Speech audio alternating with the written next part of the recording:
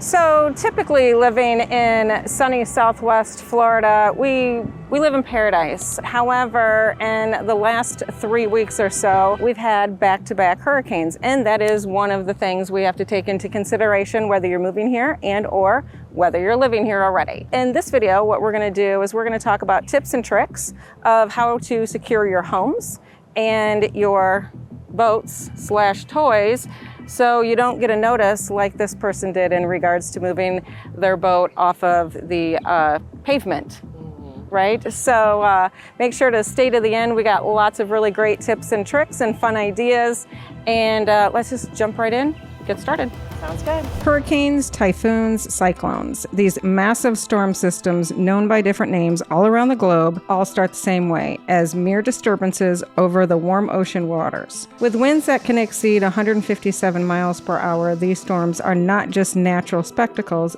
but forces that can lead to devastating consequences. As they gain power and make landfall, the aftermath often includes severe flooding, destructive winds, and significant property damage, challenging the resilience of affected communities. Hurricane Helene was the first to hit out of the two storms, reminding us of how vulnerable we were with an extreme storm surge, and then only to be followed by Milton, which had an even higher storm surge.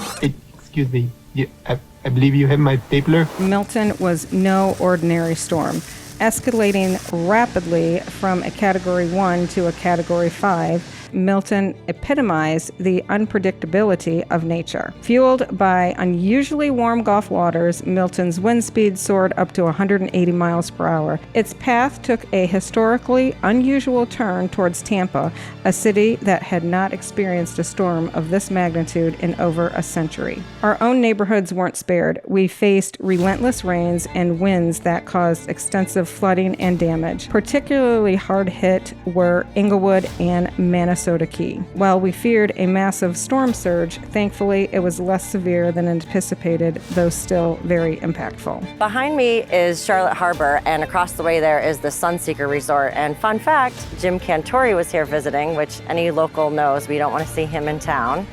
And it's not the first time that he has been here. I'm in Charlotte Harbor right now, literally standing in Charlotte Harbor, which is taking over the parking area here at the Sunseeker in Port Charlotte. Florida's unique geographic location offers more than just scenic beaches and year-round outdoor activities. However, it also places us directly in the path of a lot of very powerful storms. Positioned between the Gulf of Mexico and the Atlantic Ocean makes Florida a prime target for powerful hurricanes. The hurricane season is from June the 1st to November the 30th, and it peaks between August and October when the temperatures are the warmest. Florida's history with hurricanes is long and severe. Hurricane Andrew in 1992, escalating to a Category 5, brought unprecedented destruction to South Florida, prompting major updates in building codes and disaster strategies. The 2004 season saw Charlie, Francis, Ivan, and Jean devastation in succession,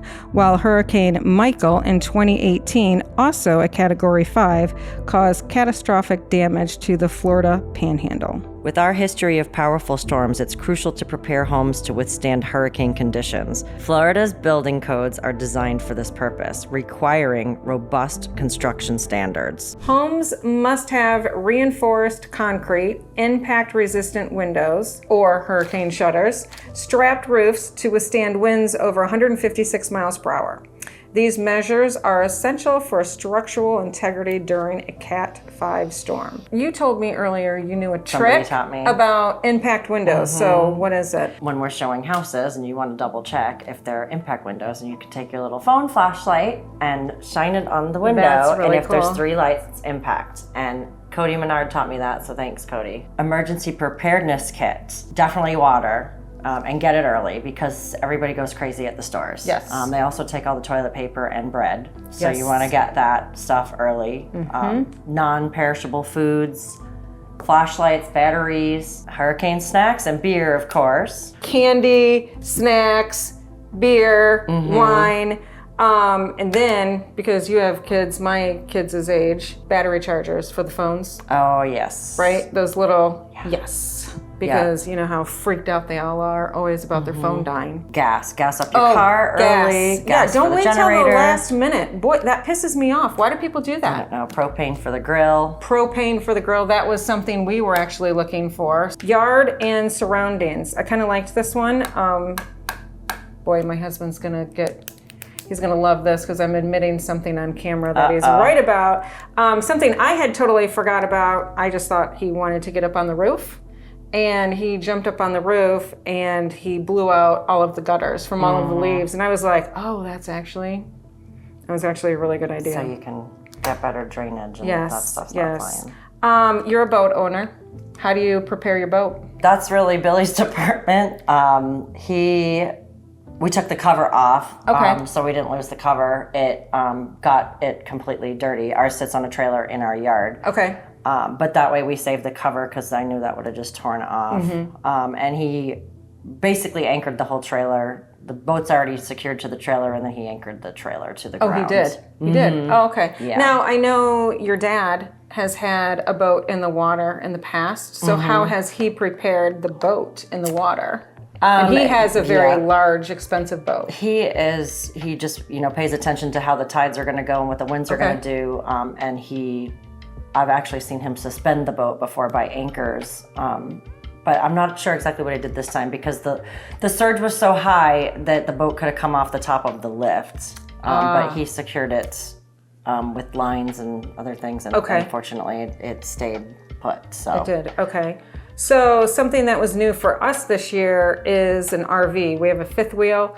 Not gonna lie, I was a little nervous about that because we don't have a generator. So I said that was our generator this year. Thankfully, it did not get tossed around. We actually positioned it really super close to our giant barn/garage, which I was just telling you, if you didn't know, that garage is rated for up to 180 miles per hour. Yeah, that's awesome. Again, but to your point, in regards to how the winds and everything are going, it actually had zero damage. So, but securing, we're gonna have to talk about this off camera, about how Billy secured the boat, because that might be something we could do to our RV as well. So I think that's actually really, really... And you had said too, didn't you secure it to the truck as well? So we were going to, and the things, and I'd love you guys' opinion too, to see what other opinions are. So again, we have a fifth wheel. We've been told, some people have said, where if you attach the fifth wheel to the truck, it can stabilize the trailer.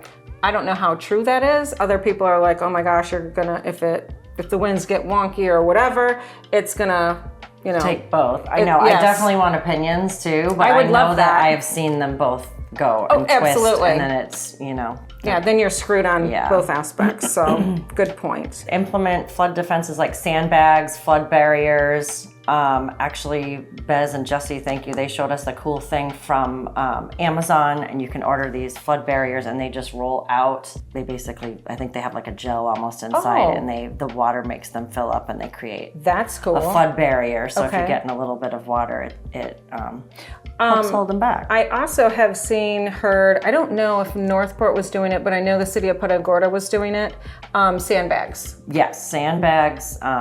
They basically just They hand them give out. you the supplies and you go fill them up. And bring your shovel. Yeah. Basically. By following these tips, you can protect your home and stay safe. We definitely want to hear what you guys have to say. We take any and all tips into consideration. These are definitely the basics and the things that we have used for several storms. Yes, last several You learn storms, something new every time. And I even have one of the little emergency kits in one of our closets. Oh, I noticed you had a really cool camping light too. Yes, we have camping That's one lights thing I because didn't have this year. One thing that doesn't get old, did you guys do this? It was so funny. After the power went out, of course, you go into, go to the bathroom or whatever, you forget all that. You should have a bucket or something next to the toilet so you can flush the toilet. But every time we would go into like the closet or into the other room, it is pitch black. right? And so it never got old. You always click the light. Yeah, you try to turn Yeah, the and you're light like, on. oh, that never gets old. Yeah. That's so funny. And that's why we have those little lanterns. But again, we would love your tips and tricks, anything you guys have experienced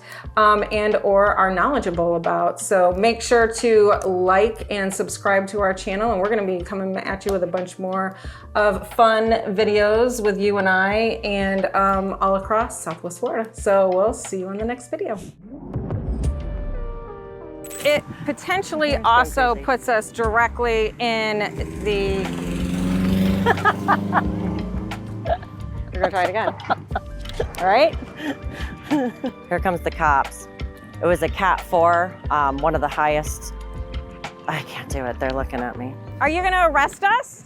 I haven't had this kind of action in a long time. You're not? That takes all the fun out of it. Heidi Schrock Team Real Estate. Oh, okay. You should buy a house from us. We're going to cheap now, aren't we? Yeah, well, you'd be surprised. You guys should get electric bikes. I have e-bikes, they're amazing. We tried to get them. And they said no? We told them, we said, look, we're all old. All right, we'll wrap it up. Thank you. Yes, sir. Thank you. Talk to you later. Have a good day.